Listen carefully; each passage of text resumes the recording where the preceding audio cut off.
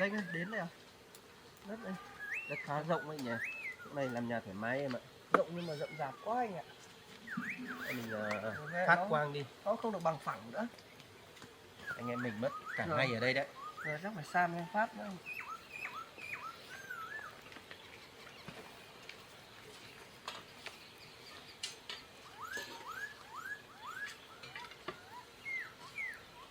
Giờ chắc anh em mình dọn dẹp qua chỗ này xong là giúp em làm cái giường. Ok. Em nhắc cái này ra phim.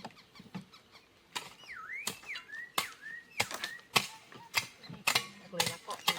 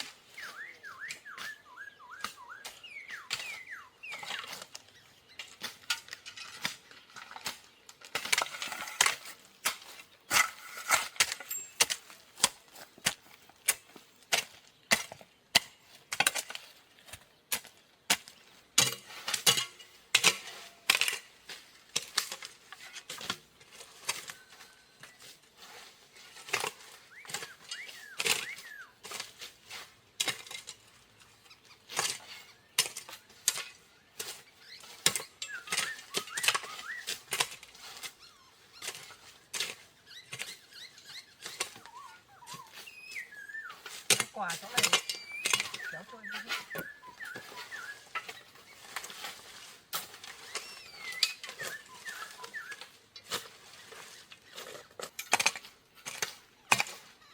Anh ơi, em nghĩ ở đây cũng hòm hòm rồi. Anh giúp em đi lấy ít cây về để làm cái giường. Ok. Chị ở đây còn gì dọn dẹp nốt giúp em nhé. Ở đây em ở đây trông nhà cho Man nhá. Dọn dẹp của anh tí. Hai anh em đi lấy cây về để làm mặt giường nhá.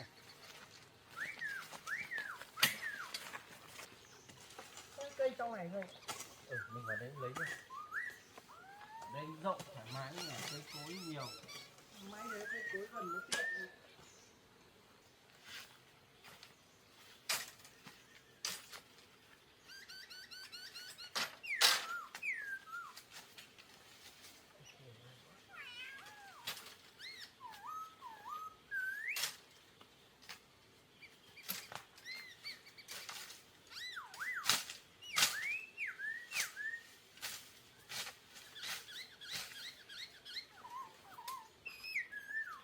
Một cây lượng đủ quá.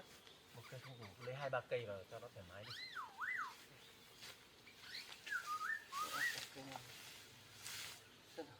Cây này non quá. Cây này này, cây này.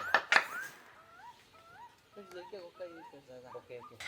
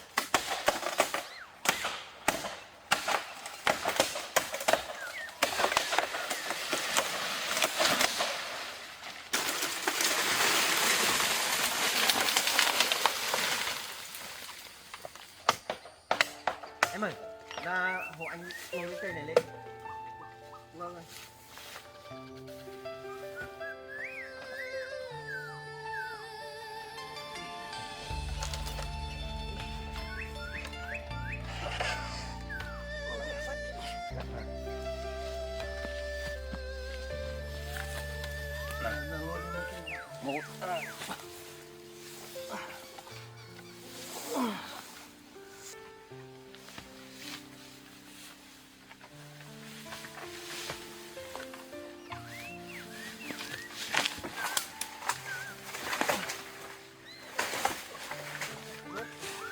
Bớt đâu đi. Em chặt bớt cái mắt. Rồi. Từ từ từ từ.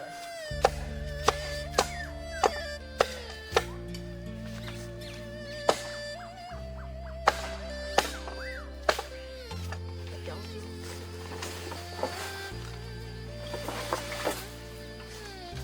Nào.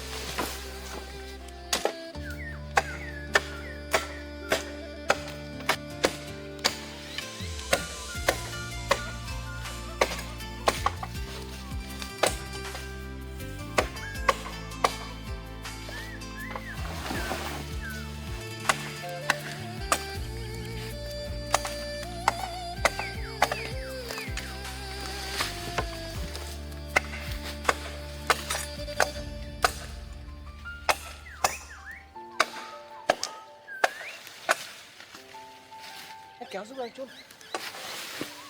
Chắc lấy đến nốt đoạn này thôi nhỉ? Tầm đấy đây. Nào kéo lên chút đâu. Nào một. Ui nặng quá. Chặt bớt đi em ơi.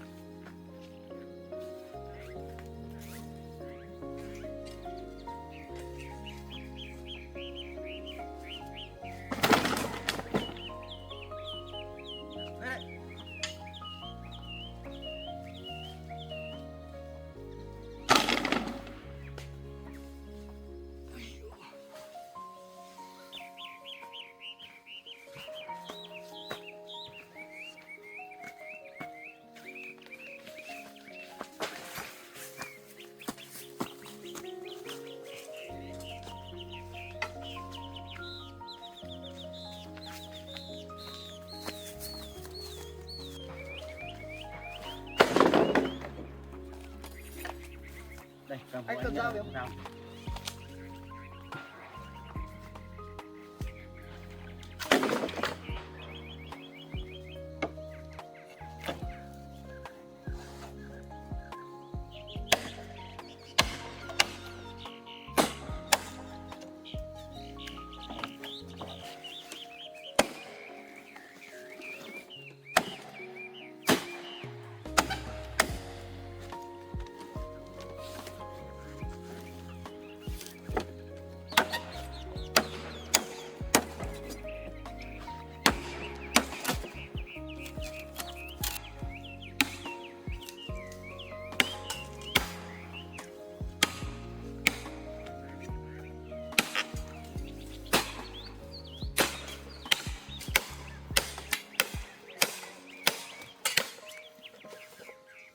Xong em chặt chỗ đấy xong là đây chỉ cho anh đây anh em mình bàn chút để cái giường của em như nào ấy, anh đào hố cho.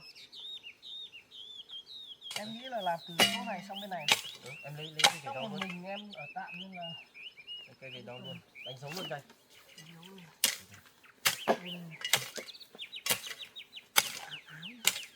Em nghĩ mình em chắc khoảng tầm này đủ năm rồi anh ạ. Rồi bé đi em, ra tầm này đi. Tầm này nhá. Đấy. Thế cũng được. Tầm này nhá. Em Chỗ nào? Đâu? Đây à? đây, Ok. một lỗ ở đây, một lỗ ở đây. Anh đo theo cây này luôn nhé. Ok ok. Đếm đi chặt là cưa nốt cái chỗ đằng bên kia đã.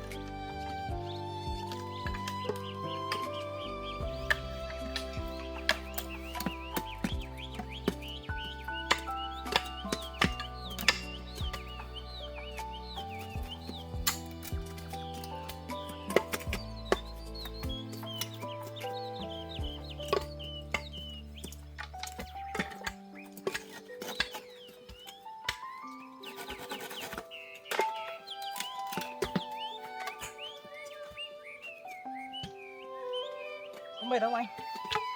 Khá là mệt đấy. Cảm ơn anh chị nhiều. Sẽ vừa nhé.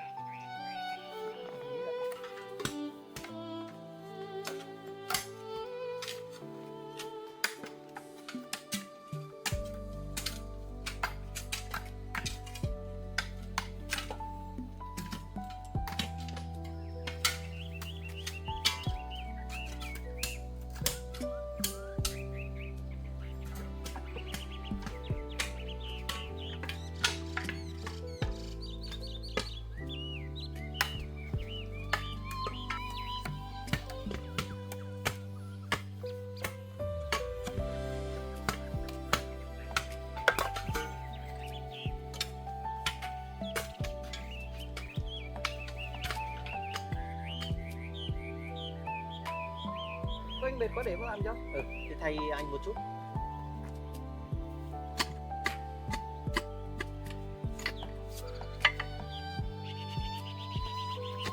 Chị ngón cho anh xem bằng nhá. Đậu bằng. Bằng rồi đấy. Rồi. Đắp vào.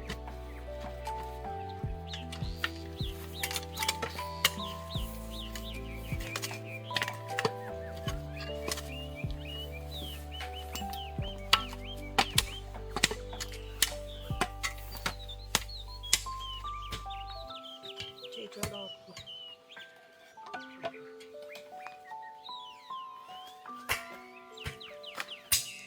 Này, để em một đằng này.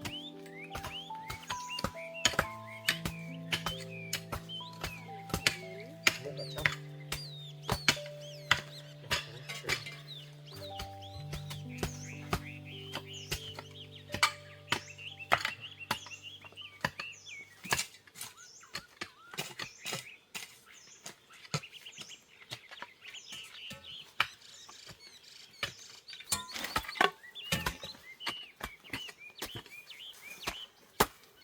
Để xem là vừa chưa. Em nghĩ dịch ra một chút. Đập nó xuống.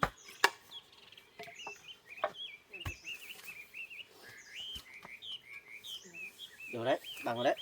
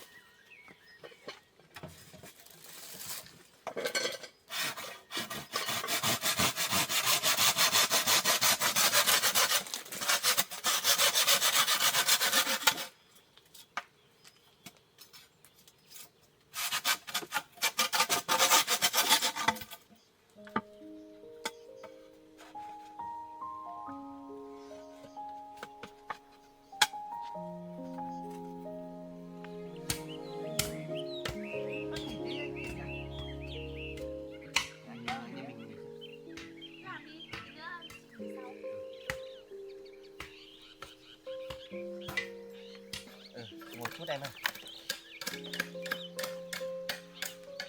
Chơi ra nghỉ uống nước. Ngồi trước đi.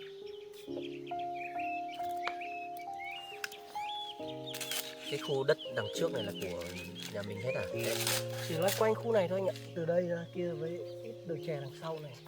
Tất cả xưa ông bà để lại cho như là kiểu lâu ngày không ai đến dọn dẹp gì cả, rậm rạp hết rồi anh ạ. Có cái đồi chè này thì đợt trước em cho mấy nhà gần đây người ta hái người ta chăm hộ luôn. Anh uống nước nha em giúp.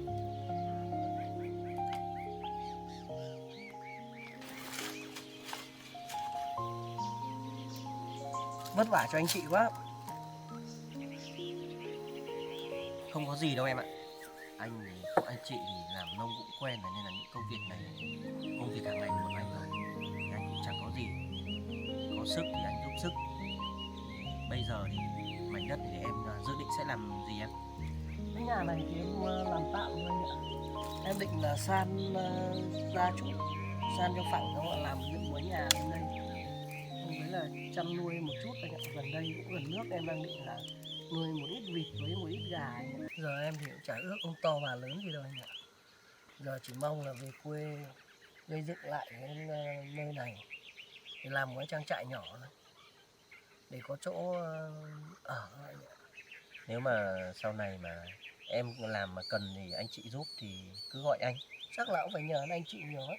Anh thì sẵn sàng thôi. Vì nhà anh cũng ngay đây thì qua thì cứ gọi anh chị về giúp em một tay cho nó mọi thứ làm xong hết.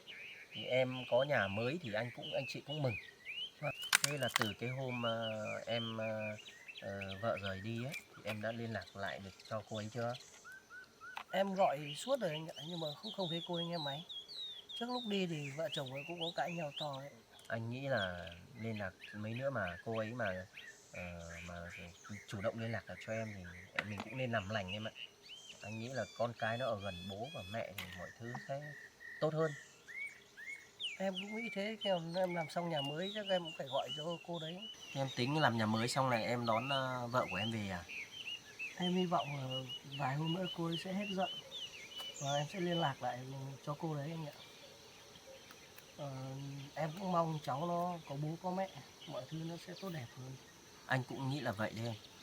Dù gì thì có vợ nó chăm sóc mọi thứ, ví dụ buổi sáng em dậy em còn nấu cơm cho gà. Uống nước kìa. Cho chị xin một cốc.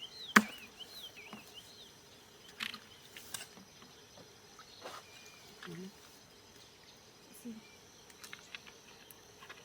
Anh thấy không khí đây trong lành không? Đẹp, mát mẻ. Em thấy cuộc sống đây nó đỡ hơn thành phố Bon Chen nhiều quá anh ạ. Nghe tiếng chim hót líu lo, thật sự yên bình. Mà ở đây cũng gần nhà anh ấy. Vâng. Thì khu này cũng chả có nhà nào gần. Chỉ có nhà anh với em thì nương tựa nhau. Thì anh nghĩ mấy nữa em làm nhà thì ra bên anh kéo điện từ đấy về cho gần em ạ. Không Vâng. ra còn hết một đoạn mới đến đường nhựa cơ. Em cảm ơn anh chị, chắc là cũng phải kéo vào bên đấy về thôi anh ạ. Bởi vì là làm cũng mọi thứ cũng dùng đến điện, mà trong này tối om không điện cũng không ở được anh ạ.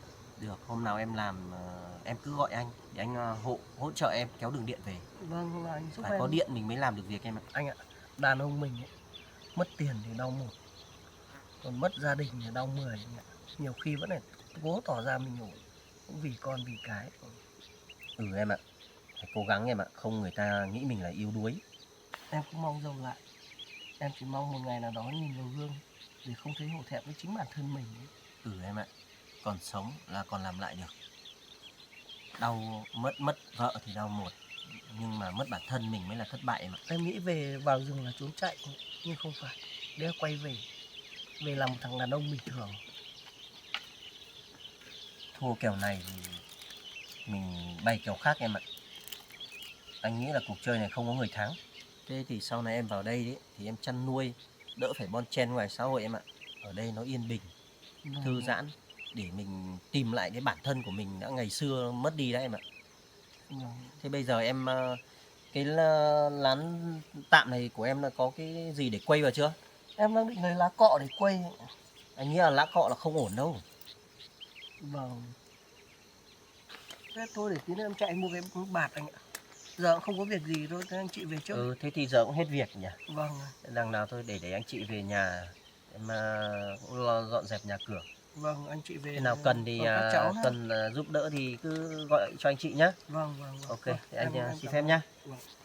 Thế giờ đồ đạc này mình cất đi đã anh. Không sao đâu anh ơi, cứ để tạm đây đi, đằng nào em chạy ra mua cái bạt xong em quay về luôn mà. Ok. Cũng gần mà. Về đi em ơi.